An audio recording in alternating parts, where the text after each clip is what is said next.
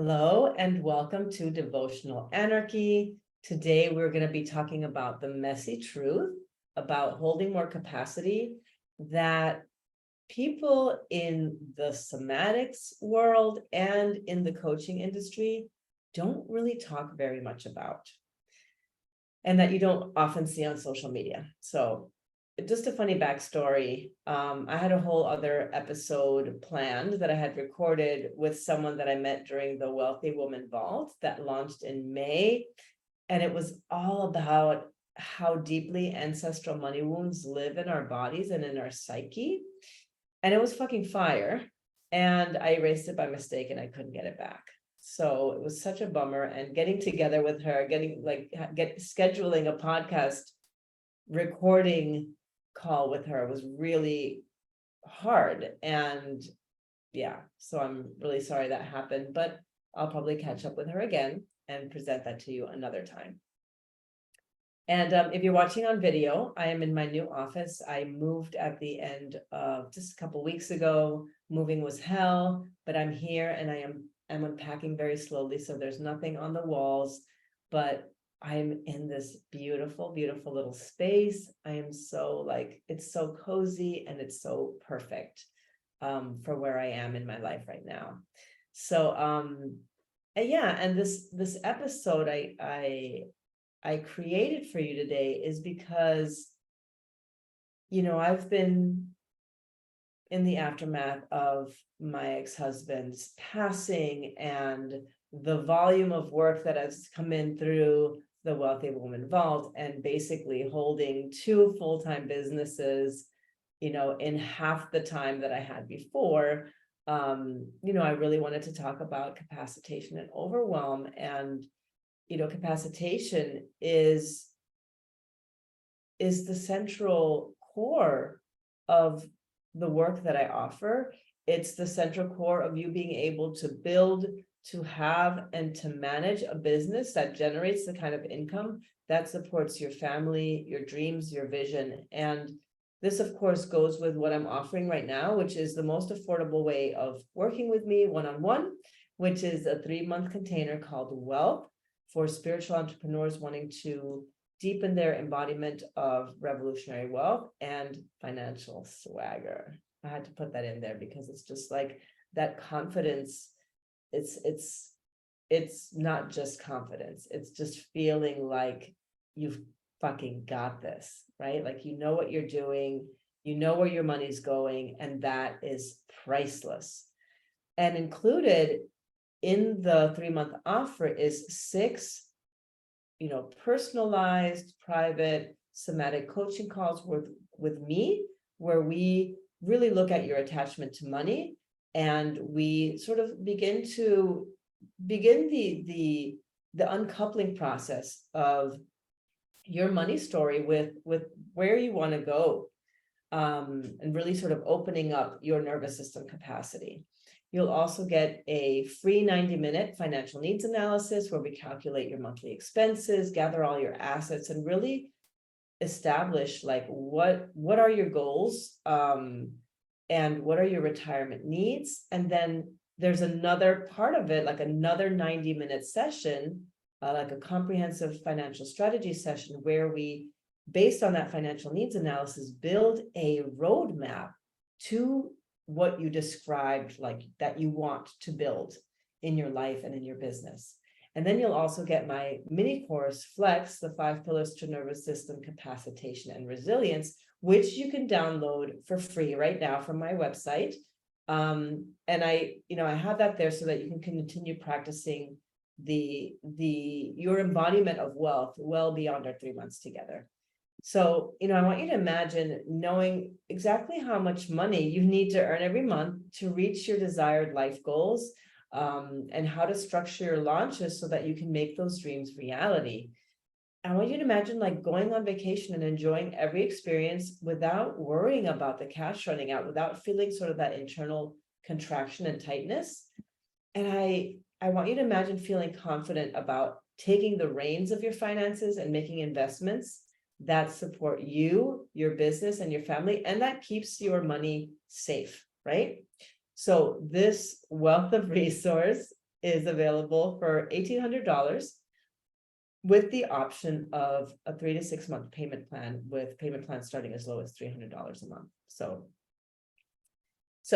in the theme of holding a bigger vision for yourself and your business, i.e. not playing small and not sort of curtailing yourself or sort of colluding with limitation, I wanted to offer this as a way to capacitate your system to hold bigger amounts of money in your business, and wanting to talk about an aspect of capacitation that very few people talk about, both in the somatics world and in the coaching industry. And it's actually kind of taboo. And the reason why it's taboo is because, the culture of online business and online entrepreneurship has been, up to more recently, about, downplaying the very human and embodied aspects of running a business, of running a human-centered business, of, sacred sales processes, of, again, human-centered marketing.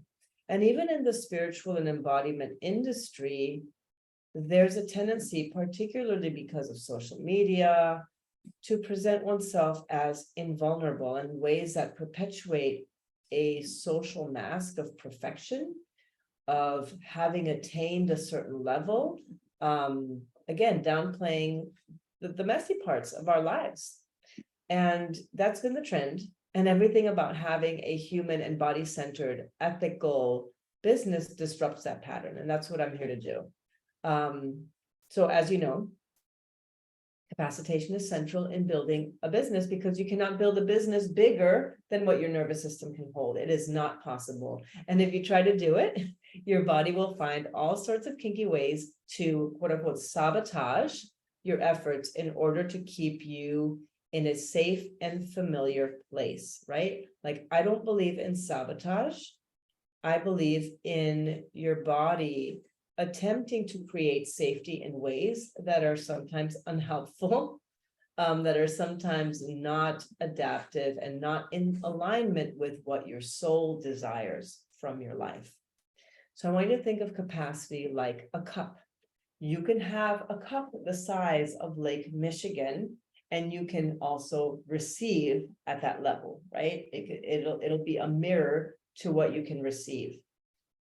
And you can have a cup the size of a thimble, of course, anywhere in between, but you can have a cup the size of a thimble, and you will also receive at that level. It is all about your expectation, what you believe you deserve, what you believe is possible for you, but that is also sort of part of a holding, the way that you hold energy in your body, right? It isn't just a belief that lives mentally, but it's also belief that is embodied. And, where you are and the size of that cup is going to be very different for everybody, based on, ancestral, like what you inherited ancestrally, as well as what you lived, what you've experienced in your lifetime. So think about your capacity to hold a specific amount of money. What would be a lot for you to have in your bank account right now? And what amount would activate scarcity for you?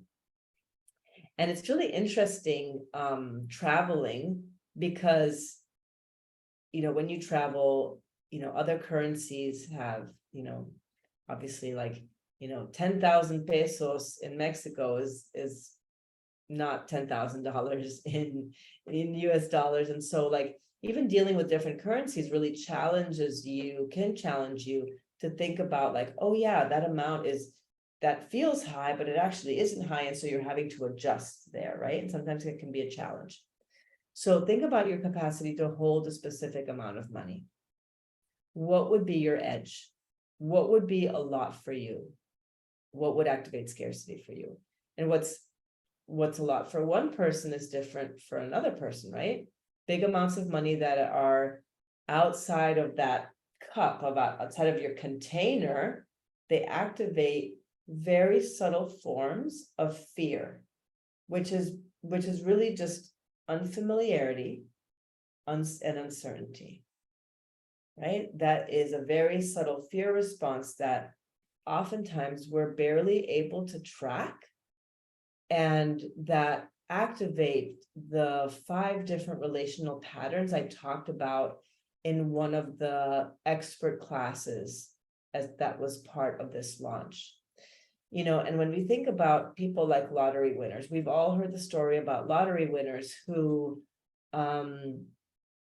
receive this huge amount of money. They're probably working class folks who've probably never made more than, let's say, $50,000-$60,000 a year, and then all of a sudden win the lottery, win just this crazy amount of cash, and they squander it. Like it just like disappears within months because they can't hold it, right? Because what we think about as self-sabotage is actually a way to balance out the internal cup with what we're receiving externally, right? So it's like it balances out, right? The body seeks balance, and sometimes that balance is skewed because of trauma, but it's actually a way of seeking out comfort and safety. So just to think about a specific definition of capacity is the amount of stress you can hold and stay present with without having to disconnect from your body by shutting down, zoning out, or going into high arousal, panic, or catharsis. And capacity isn't just about holding what's happening externally, right? Receiving money or dealing with stress, but it's also about being able to hold all of the complexity of your human experience as well. So what people don't talk about when they talk of, when we address building capacity, is that sometimes you do go into shutdown. You do zone out, and you do go into high arousal, panic, or catharsis as part of the process of building capacity. Let's fucking normalize that. Growth, as you know, is gnarly. It's awkward. And anyone who's trying to present it to you in a neat package that's not messy is bullshitting you. Because we are carrying so much generational trauma, part of building your capacity will be to release some of that. And releasing, for me, is a lot like I equate it to giving birth to your becoming, right? Becoming is about shedding old aspects and parts of yourself, right? And taking on new identities. And birth is messy. Real births are, fluids are everywhere. You are grunting, you are shaking. Sometimes you're vomiting and shitting on yourself. And so the same goes for the birth of becoming the person that can hold bigger capacity. And that is the deep somatic level transformational work that's going to build your capacity, right? It's going to be cathartic sometimes. And so going back to holding more, because there's nuance here. Sometimes holding, we talk about holding as this positive thing, right? Holding more capacity, holding. The thing about holding can be a defense pattern too, right? And it's actually one of the most common defense patterns, which is rigidity, right? And if you're watching this on video, you're watching me shake my hands as I try to hold so much, and I'm starting to buckle and shake underneath all that weight, right? Talked about in previous episode, I've talked about the embodiment of white supremacy, and that is part of it, right? The holding in of emotions, the fear of falling apart, both mentally, emotionally, maybe even physically, right? And like when we're trying to hold it together, right, to keep from falling apart, you are in a defense pattern. It's not healthy. Because, I just want to, again, normalize as a human being running a business or multiple businesses in unprecedented times, in an unpredictable economy, you will at times feel overwhelmed, right? To say the least. Sometimes you'll feel overwhelmed because you're hearing crickets during your launch, and the offer that you thought would be just so amazing and like easy to buy isn't selling the way you thought it would. Maybe the money from your business is not hitting your bank account consistently enough to keep up with your living expenses, and there's actual scarcity, right? Maybe the pressure of juggling multiple roles, being a parent, entrepreneur, a student, a healer, a partner, a leader, feels like there just isn't enough hours in the day to do it all and be it all. And again, right, the tendency can sometimes be in these situations is to cope, to be like a really good coper, because at some point in your life, you had to cope, you had to deal, you had to hold it together. Maybe your parents weren't holding it together and you were the child that had to hold it together. And, sometimes we hold it together by, doing the things that in the somatic world is recommended, like soothing yourself with rest, with movement, with a distracting, pleasurable activity, anything that sort of like nourishes you. And that absolutely works. I'm a total advocate of that. And that doesn't work so well when the overwhelm gets to the edges of your cup, to the edges of your capacity, right? When the overwhelm moves into or past the threshold of intensity, and where that is, again, is like unique to your unique nervous system. And what you may need in those moments is room to fall completely the fuck apart, to finally collapse and surrender into the grief and terror of not being able to hold it all together anymore, of not being able to like have your defense pattern work. And that can look like crying, shaking, tremoring, screaming, anything that provides you with the experience of release on a physical, energetic, emotional level. And I will say that it's important to give those very, very vulnerable parts the things that they need. And oftentimes, the part of you that's coping, that's managing, that's holding, that's maintaining, desperately wants to be held. Desperately wants to be held. Desperately wants to let go and wants somebody else to take the wheel, right? And sometimes it's important for us to have that. It doesn't mean that we build our relationships, we structure our relationships like that, but it means that we give ourselves the experience of having that in a curated, special space, right? Where we're really held in it, and held in it responsibly and in a trauma-informed way. And what is amazing about letting yourself have the breakdown, right? Is that sometimes the confusion that you feel in your business gives way to blinding clarity.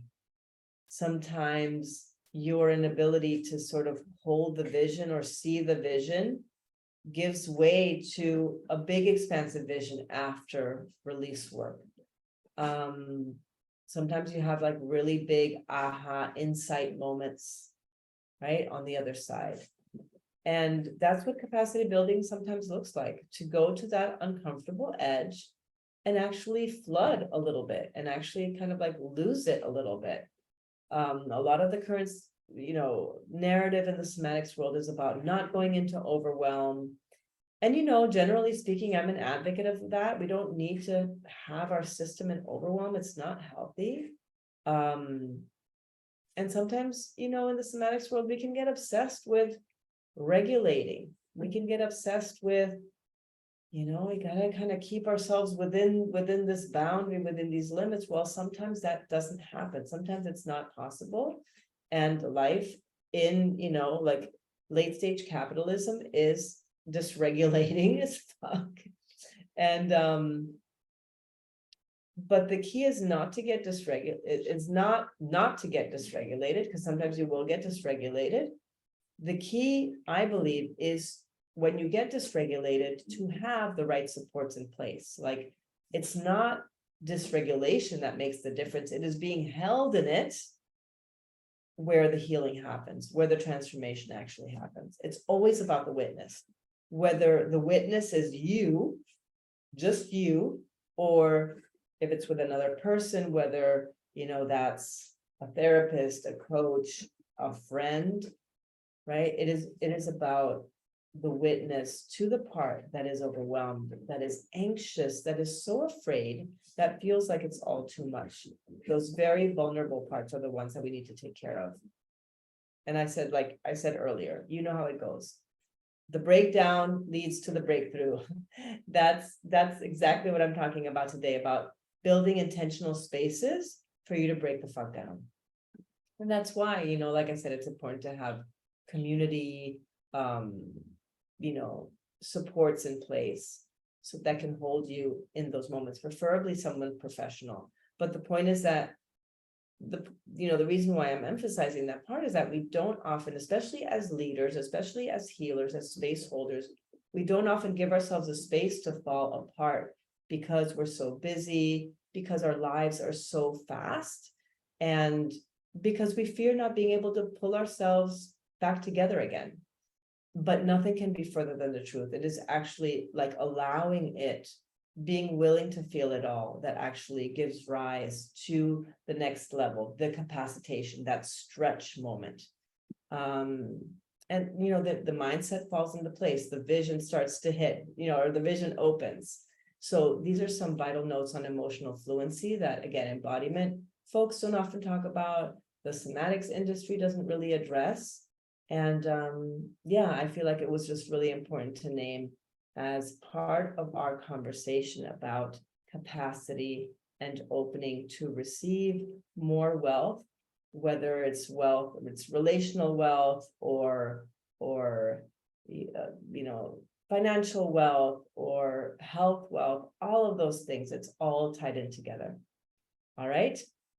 Thank you for listening, and I will see you in the next episode.